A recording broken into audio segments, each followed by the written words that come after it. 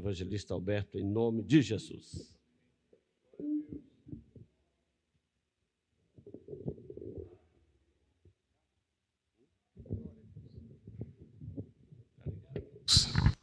Glória a Deus. Meus irmãos, a paz do Senhor Jesus. Meus irmãos, a paz do Senhor Jesus. Glória a Deus. Não fique triste não, você está na casa do Pai, aonde tem abundância de alegria, né? Eu quero louvar a Deus por esta oportunidade, uma vez mais, para me ministrar a palavra, e pela primeira vez na minha casa mãe, né? Para quem não conhece ainda, eu congrego e nasci no campo de São Bernardo e congrego no Jardim Esmeralda. Jardim Esmeralda, igrejinha, hoje é uma igrejão, né? Mas lá atrás era uma igrejinha bem pequena, pastor. Glória a Deus. Quero louvar a Deus pela vida do pastor presidente, pastor Sérgio Bernardes, toda a sua família, pela comitiva de obreiros na mesa executiva. Também quero louvar a Deus pela vida do pastor Hélio Machado, pelo convite. Enquanto você vai procurando 2 Samuel, capítulo 6, eu quero dar os meus agradecimentos. Quero louvar a Deus, pastor Hélio, obrigado por lembrar de nós. Pastor Jesus Machado ali, para quem não conhece, né? Acho que todo mundo já conhece, né? Saiu lá do Esmeralda, veio para a sede. Falei, daqui a pouco eu chego junto lá, hein? Me espera que eu tô logo eu estou mudando para lá também, né? Glória a Deus. Pastor Jesus foi meu último pastor ali no Esmeraldinha 2. Eu não sei se os irmãos conheceram a favelinha, a igrejinha lá na favelinha. É uma igreja, era uma subcongregação do Esmeralda 1. Lá na favelinha. Pensa numa igreja, pastor Sérgio, abençoada. Eu entro no Parque Havaí e eu me lembro do Esmeraldinha 2, uma igreja que Deus batizava com o Espírito Santo todos os dias. Não tinha hora, não tinha momento. Entrou na igreja, Jesus sapecava com fogo. E Ele é o mesmo, amém, irmão? Ele é o mesmo. Ele tem fogo para nós. 2 Samuel, capítulo 6. Eu quero ler alguns versículos. Eu vou ler, os irmãos só acompanhem, tá bom? E tomou Davi a juntar todos os escolhidos de Israel em o número de 30.000.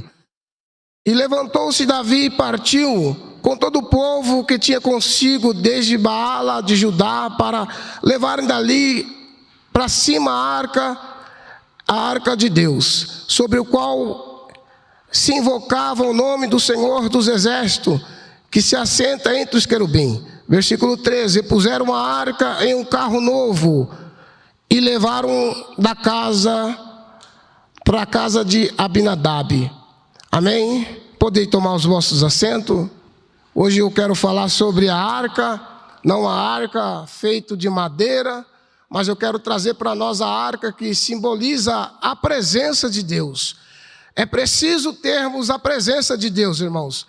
Eu me lembro, pastor Sérgio, que eu aceitei Jesus, eu tinha 16 anos e meio, eu era menina ainda, adolescente. Primeira vez que eu entrei na igrejinha lá, eu só passava nos carreirão no beco, irmão. Naquela rua da igreja, só passava correndo com arma na mão, 16 anos e meio. Alguém olhava para mim e dizia, esse menino não tem futuro de nada. Mas um Deus, o Deus soberano, o Deus que é o seu Deus, olhou lá do céu e disse, esse menino vai ser um instrumento nas minhas mãos. Sabe aonde Deus falou comigo? Na viela, 1h da manhã. Alberto, eu tenho uma obra na sua vida. Aleluia. Se você às vezes não quer fazer a obra, fica tranquilo. O próprio Deus vai descer e vai falar com quem Ele quer falar. Eu tenho certeza, irmão, que nós precisamos da arca. Davi estava feliz da vida, porque tinha a arca simbolizava a presença de Deus. Um homem, uma mulher sem a presença de Deus é como um ser humano comum. Nós somos comum. O que faz sermos diferentes de um para o outro é a presença do Senhor, é a arca. Não perca essa arca, não perca, possa perder tudo nessa terra, irmão, mas você não pode perder a arca. Foi feita uma pergunta aqui, quem está indo para o céu? Eu estou indo para o céu. Quem está indo para o céu aqui, irmão? Eu estou indo para o céu. Enquanto Deus me der um pouquinho de tempo aqui na terra, eu quero arrebatar algumas almas, levar para o Senhor e dizer, Senhor, está aqui segundo a minha força, segundo a capacidade que o Senhor me fez, me deu, está aqui o que eu pude apresentar ao Senhor. Mas Davi estava feliz com a quantidade de número, irmão, de soldados, de pessoas, 30.000. Tenta imaginar um pastor com uma igreja de 30.000 membros. Ele ficaria feliz, sim ou não? Sim.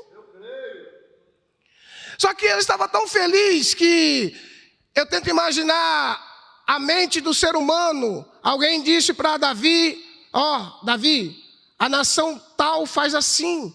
Não seria melhor o senhor fazer assim também, pegar um carro novo, tirar o peso das costas desses dois homens? Mas não era desse jeito que Deus queria, irmão. Deus queria que aqueles dois homens que foram chamados por Deus para levar a arca, eram os dois homens que foi chamado por Deus, que transitava com a arca, que levava a arca, era a responsabilidade dele, mas o rei era que mandava.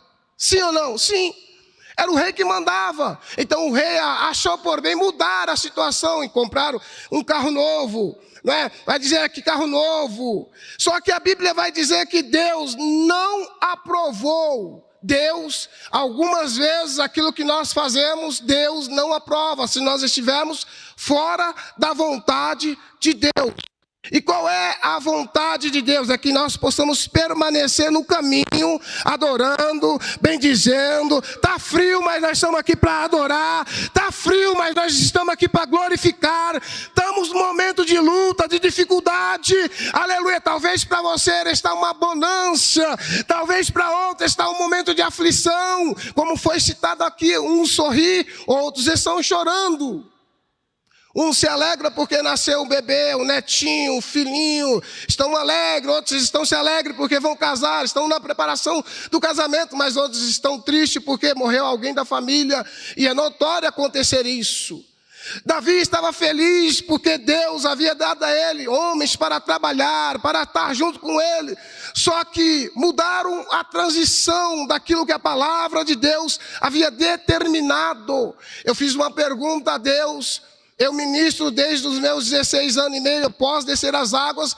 Meu pastor, primeiro pastor lá foi o pastor Antoniel, e na congregação do Esmeralda 2 foi o pastor Natanael, que hoje é missionário. E ele dizia para mim: Alberto, Deus tem uma chamada tão grande na sua vida, mas você tem que buscar mais a Deus.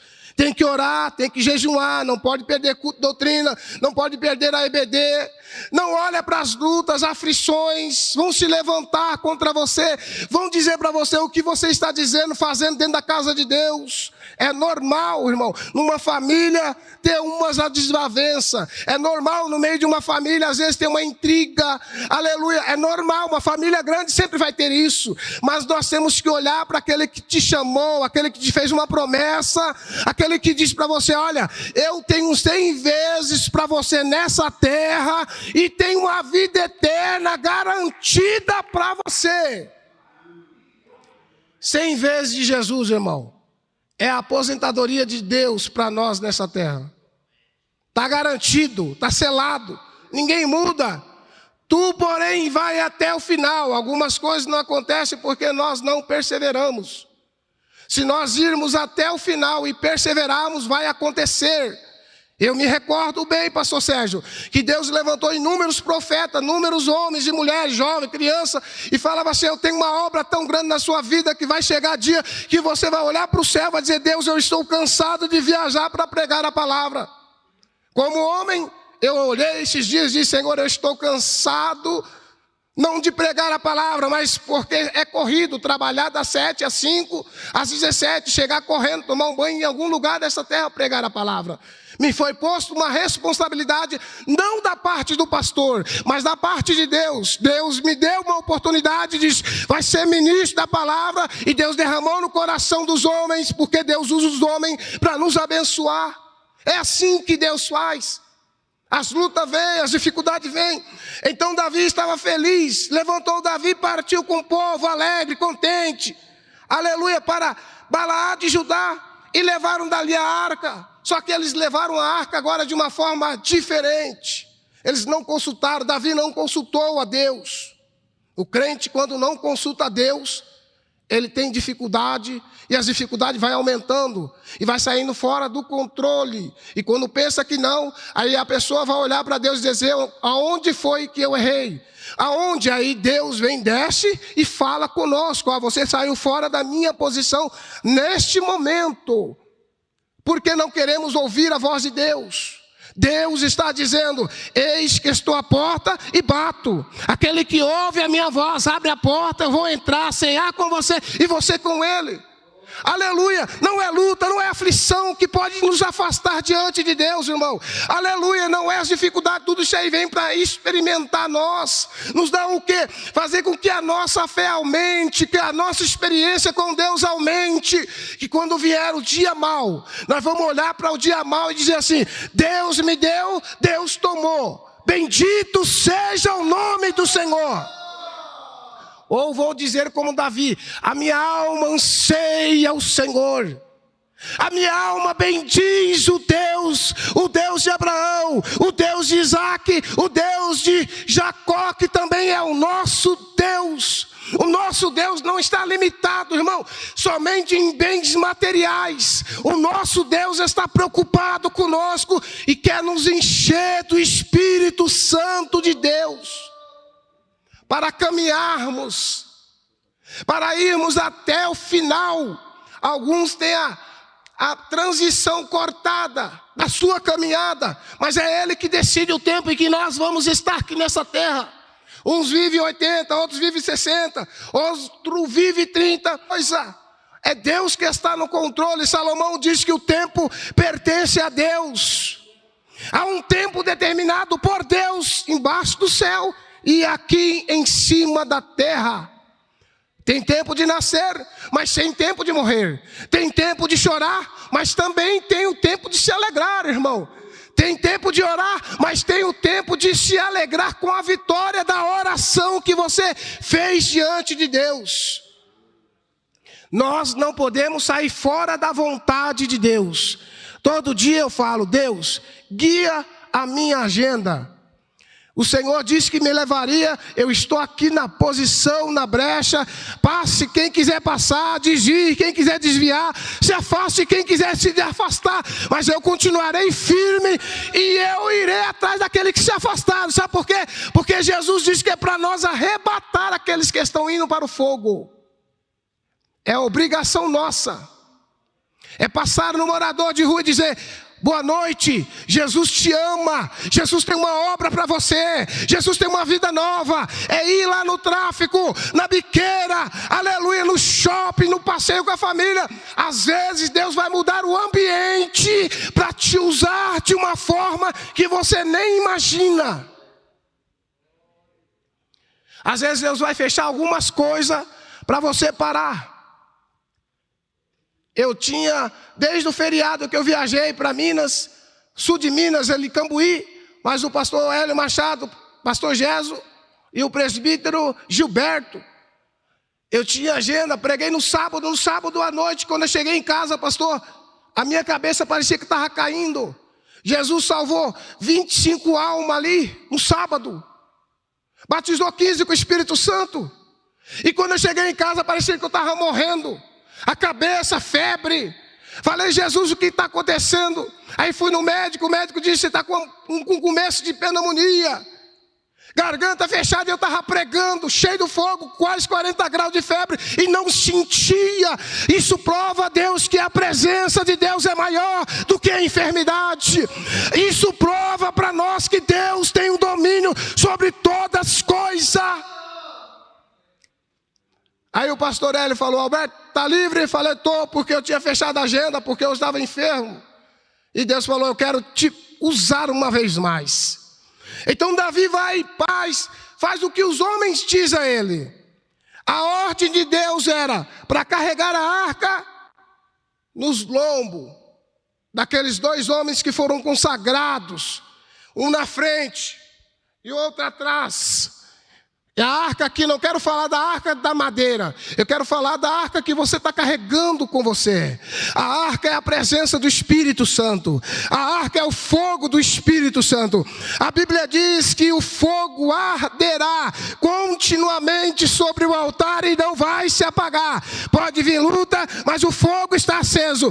Pode vir calúnia, mas o fogo está aceso. Porque quem deu o fogo é maior do que qualquer coisa nessa terra. Jesus desceu. O verbo era Deus, o verbo estava com Deus e o verbo se manifestou entre os homens. E os homens rejeitaram, a nação rejeitou. E Deus abriu uma porta, pastor Sérgio, para nós, O gentil que outra hora éramos, agora somos salvos, lavados, remidos no sangue do Cordeiro. É por isso que temos o prazer de adorar a Deus.